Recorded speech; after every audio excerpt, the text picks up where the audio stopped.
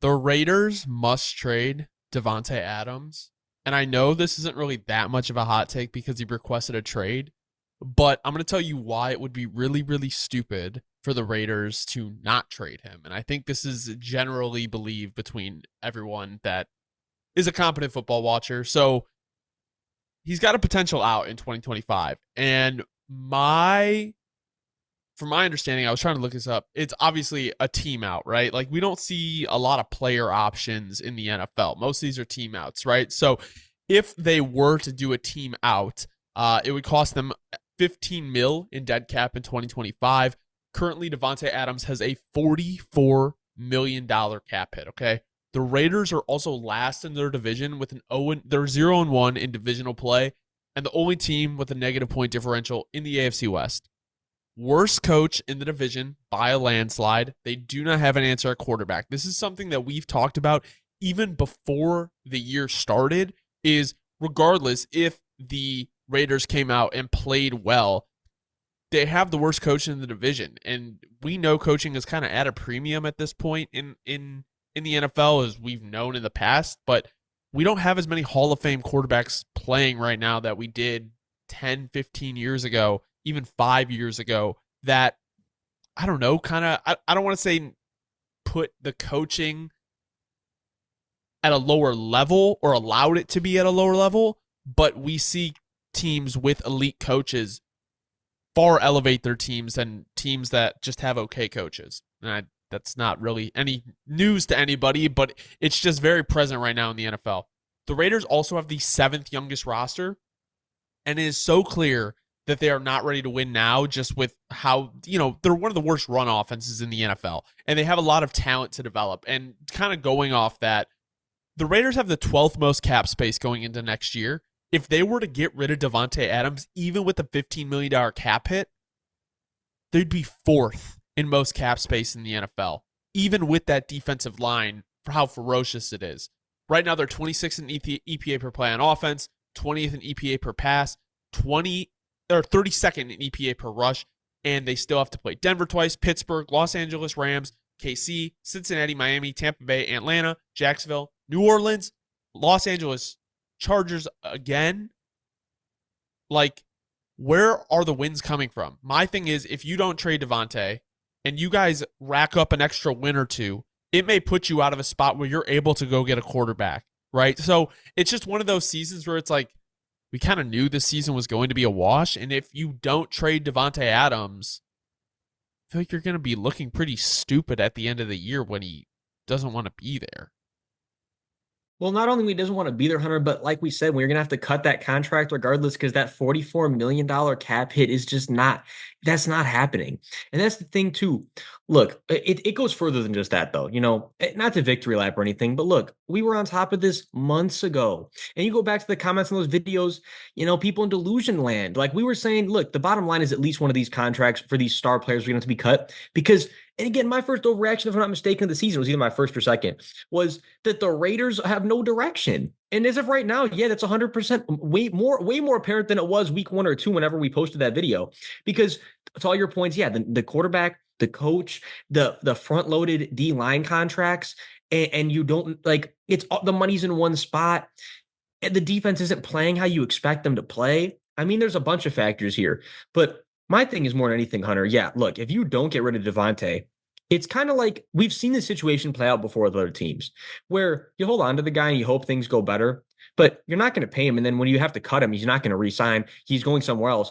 It's just the bottom line. And that's the thing that's sad is that there's really not a lot to it. The Raiders, it's so black and white that you know what has to be done. And I think, too, what I really want to comment on, and this is where I don't understand the media optics of this sometimes, or why teams do this, why the media does this. Because immediately after Ian Rappaport posts, yeah, the Davante wants to be traded, he immediately puts out a statement, which obviously is from the Raiders PR, somebody in the Raiders PR that's like, yeah, but by the way, guys, like there's still some situations. Yeah. There's still some situations we can work out where like Davante's going to be all thumbs up and smile. He's going to want to come back to work for the Raiders. And look, call it for what it is. Not only is that bullshit, but the whole situation is just stupid too. It's just stupid. Like, what is AP thinking going on social media and liking posts about? I mean, that's just That's a whole other Well, can of first worms. off, We're gonna open it, bro. the tough part for the Raiders is, in my opinion, you kind of had to hire AP, even though he was the right choice, but also the wrong choice. Like in a division with Sean Payton, Jim Harbaugh, and Andy Reid, Antonio Pierce is not winning you any division titles, unfortunately. That is just the reality. Not with this roster. No, not with this roster. And even if he had a good roster, I don't think he's winning a division title against any of those three. I would take any of those three any day. And with the way that the Broncos defense is playing, I don't think, I mean, we'll get to our game picks later, but I don't see them beating Denver even. Like, I think what they did against Baltimore was cool. I think Baltimore's still trying to find their footing.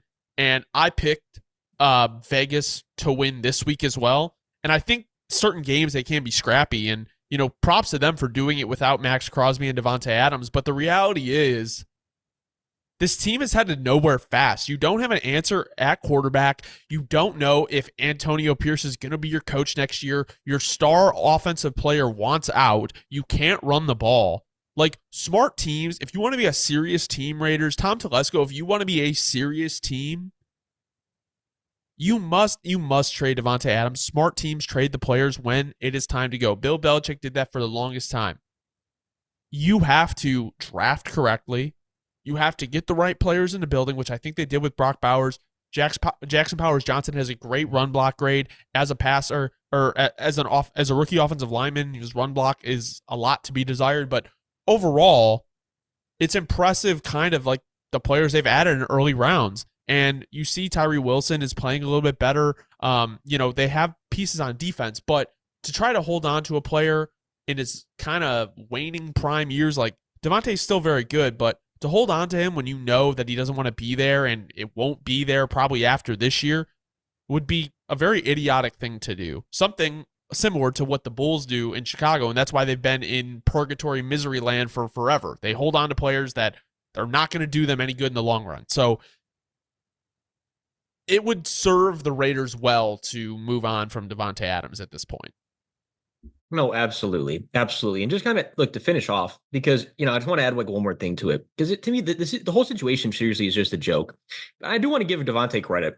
The way he responded to the situation when asked about it, I think was very professional, right? He's going to say, right, there is, for whatever reason, there has been a lot of drama surrounding him. But again, it's because for people like us that are sitting here watching the situation objectively, we don't get emotions involved. We can sit here and say, okay, well, from the facts that we can gather, and on top of that, the facts we can gather, the future we can kind of perceive for the Raiders. Well, the timeline just kind of, you assume is, yeah, well, him and Davante and the Raiders just aren't going to mesh for much longer. This was the writing was on the wall. But so credit to him for, you know, saying, yeah, it's true that there has been drama surrounding him because the writing's been on the wall and we all known it. So yeah, there has been, but he hasn't been part of the drama. I will give him credit where that's due, and that's a very respectable thing.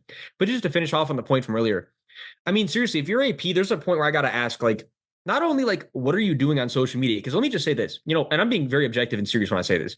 If I was handed the keys to an NFL team as the head coach, I promise you're not going to see me on social media for as long as I have that tenure. And I'm not even trying to exaggerate. Like, I'm going to be so locked in on the fact that I have so many responsibilities and I'm game planning every single minute that I'm working every single day that at least forget, I mean, look, maybe having a burner to check news here and there or whatever, but having an account with your name on it where you're going and liking posts about your own players, like that not only screams just like incredibly malpractice ridden, but like, seriously, what the fuck are we doing? Like, that's a joke. Like, that is a April Fool's joke. But meanwhile, it's October 1st, Hunter. It's not April Fool's.